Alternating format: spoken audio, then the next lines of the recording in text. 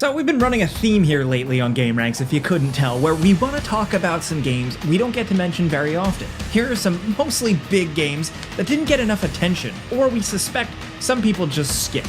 Let's talk about some games. Hey, we got 10, so let's get started off with number 10.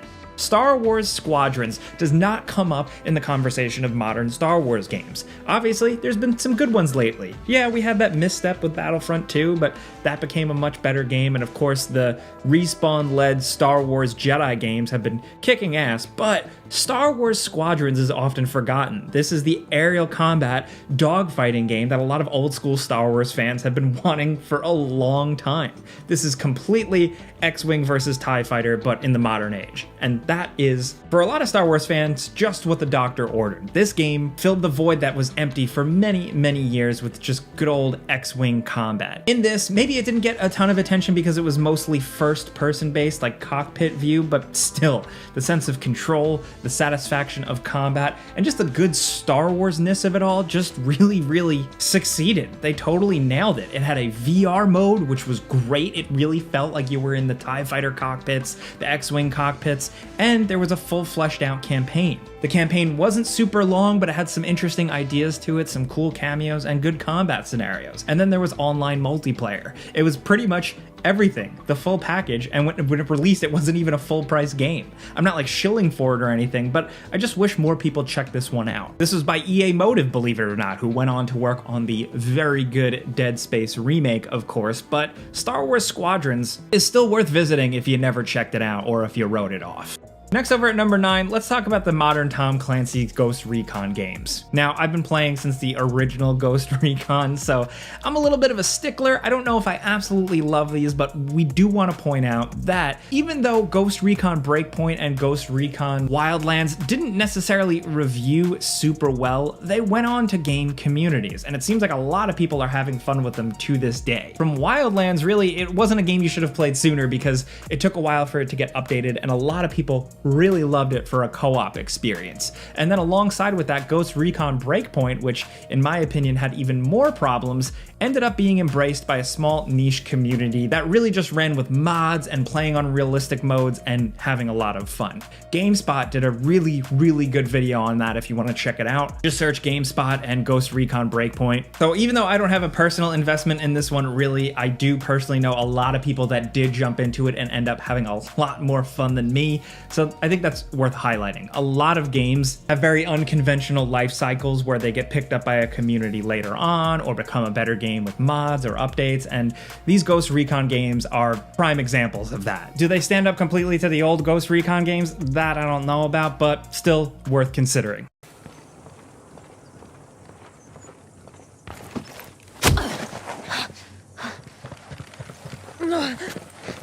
Next, over at number 8, we have Kena Bridge of Spirits. Now, when this released back in September of 2021, we don't think it got enough attention. It got good reviews, people seemed to genuinely like it, but it didn't really come up in Game of the Year conversations, and it really wasn't held on to very tightly by the third-person action-adventure platformer crowd. But these types of games, now in this day and age, only come around ever so often, and Kena Bridge of Spirits was solid, good fun. Maybe it was the fact that on the surface it looked a little generic. What you have here is a game that is absolutely gorgeous with a charming world, some fun puzzles, and some challenging combat. Actually, surprisingly challenging. Some of the bosses towards the end got pretty nuts.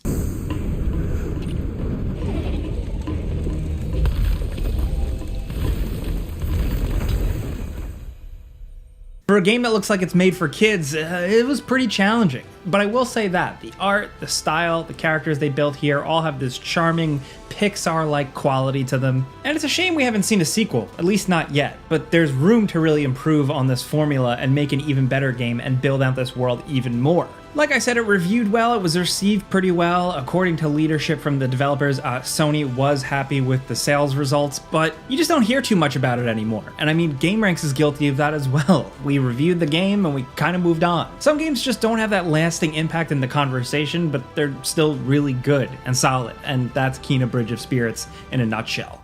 Next, over at number 7, we have Immortals Fenyx Rising. This released at the end of 2020, like in December, and there was a flurry of big game releases that were taking up the headlines. And unfortunately with that, it seems like Immortals Fenyx Rising fell to the wayside, because after it released, Ubisoft kind of lost interest in it, and there was at least early phases of development of a sequel, but that has since apparently been cancelled. And that's a shame, because Immortals Fenyx Rising was a special, fun, simple game. It was kind of like the counterpoint to a lot of other Ubisoft games at the time that had giant maps, endless quests, and icons that you could play forever, where Immortals Fenyx Rising was kind of a little bit more quality over quantity. It still had a big world with little things to do, but the way it played out, the way it all flowed, was just really fun and satisfying.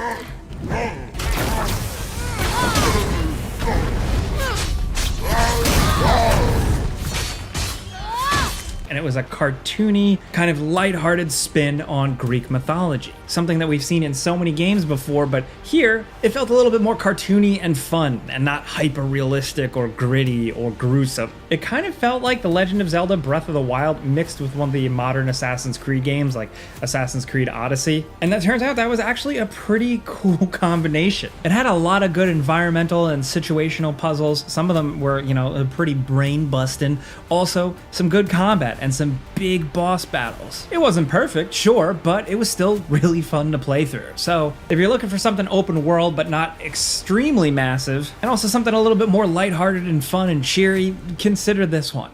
Next, over at number 6, we have Call of Juarez Gunslinger. Now, this game is incredibly underrated because it comes from a franchise that nobody really cared about. There's been a couple of Call of Juarez games, and they were fine, whatever shooters, but Gunslinger turned out to be just like a super tight, satisfying arcade-style first-person shooter.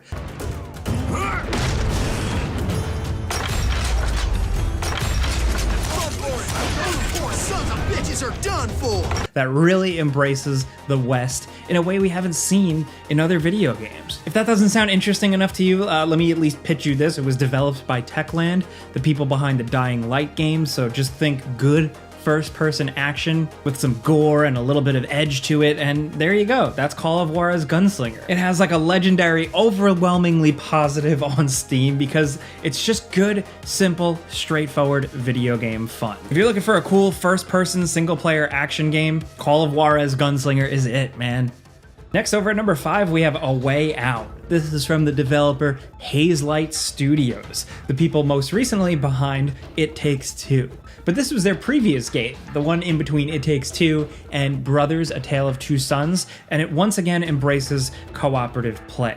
And it does it in such a special way, or really multiple special ways. So what this is essentially a buddy cop heist jail breakout type movie. It encompasses a lot, where each character is playing as one of the two dudes. And what starts as a prison break game with complex scenarios like you both trying to shimmy out, to hiding stuff in your jail cells, to keeping watch and look out for guards. Eventually you break out and you're on police chases together, you're getting in shootouts together, and it is paced incredibly well. You're not just running and gunning for a whole game, you're doing all types of different things. You're getting to know these characters not only through dialogue and story, but also through you and your friend experiencing this together. The game designs so many moments to really get you strategizing with your partner, maybe even yelling at them, and generally just having a really good time. Like I said, you're always doing something different in this game. There's tons of mini games. It tells a pretty interesting and compelling story with an ending that is absolutely worth experiencing, especially if you played through this one entirely on the couch with one of your closest friends. It can be that special.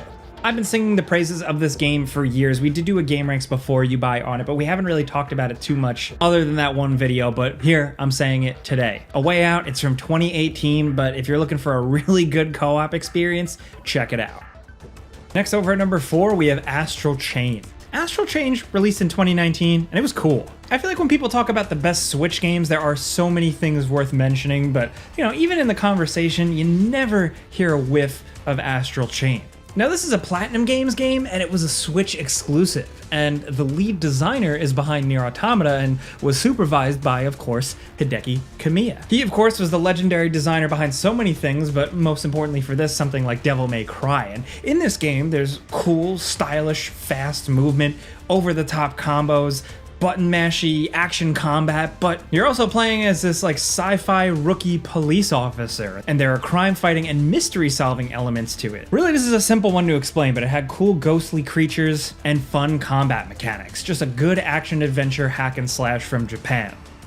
Now down at number 3, we're going back a little bit further, but it's worth mentioning Alien Isolation. This is one of the few games to release that really understands the Alien franchise, specifically the first movie, the slower paced, scarier, darker, simpler one.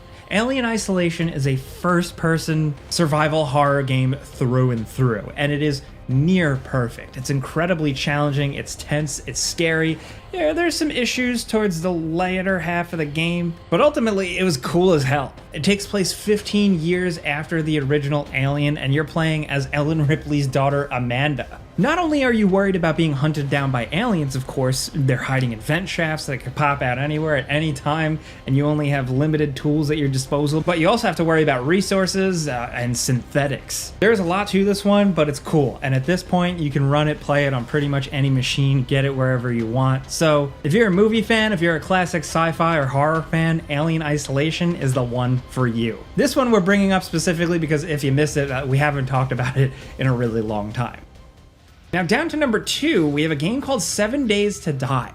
For some people, this is like a no-brainer, but in our neck of the woods, in our gaming community, the gaming news world, the hardcore gaming crowd, 7 Days to Die doesn't really come up a lot in conversation, but it's actually pretty cool. Kind of hard to explain, but it's essentially like an open world survival game, but like with like a horror element. And to quote the developers, it's a combination of a first-person shooter, survival horror, tower defense, and role-playing. And yeah, I think they're pretty much correct. This is a game that released in 2013, but has been living on for a long time in early access because it just keeps growing.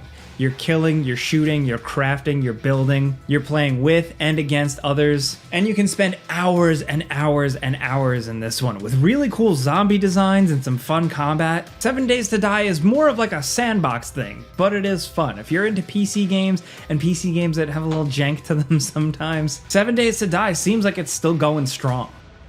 Now down to number 1, we have Quantum Break. Now we haven't mentioned this game a lot, so if you missed it, this is a Remedy game. But before they really started popping off again with stuff like Alan Wake 2 and Control, there was Quantum Break, which was technically an Xbox exclusive. It released for Xbox One and Windows 10, and it wasn't bad, but people very quickly forgot about it. You play as Jack Joyce, who is the main character played by actor Shawn Ashmore, who you may have seen in the X-Men franchise or in other video games, and he's really great here, and Remedy is doing their thing, combining storytelling mediums here with like video game story, but also live action sequences, and like they shot a full TV show that is accessible in this game that like ties into the events, and you play, then you watch some show. It was really creative for the time, and I don't know if all the television show elements landed. I found it a little bit more boring compared to the rest of the game, but the combat here is cool as hell and was kind of a precursor of the more aggressive, punchy shooting that modern Remedy games have. I mean, they knew what they were doing from the beginning with Max Payne, but Quantum Break really pushed the aggression. You have time powers, so you're zipping around the environment, punching and shooting dudes, manipulating time in this weird kind of Tenet-style way, and it was cool as hell. Again, not a perfect game, some pacing issues and stuff like that, but it's different. If you're looking for something different and you initially missed this one when it originally released, it's worth reconsidering checking it out. But those are 10 games you should have played sooner, or some games that are underrated, whatever. We wanted to mention some cool games today, so let us know what you guys think in the comments. Anything really wetting your whistle that you think not enough people jumped into when it first launched? Let's talk about anything down in the comments below. Any suggestions at all for a future video? We'd love to hear it. But if you like this video and you like talking games with us every day, all you gotta do is click the like button. Man, it really helps us out, so thank you. But as always, thanks for watching, and we'll see you guys next time.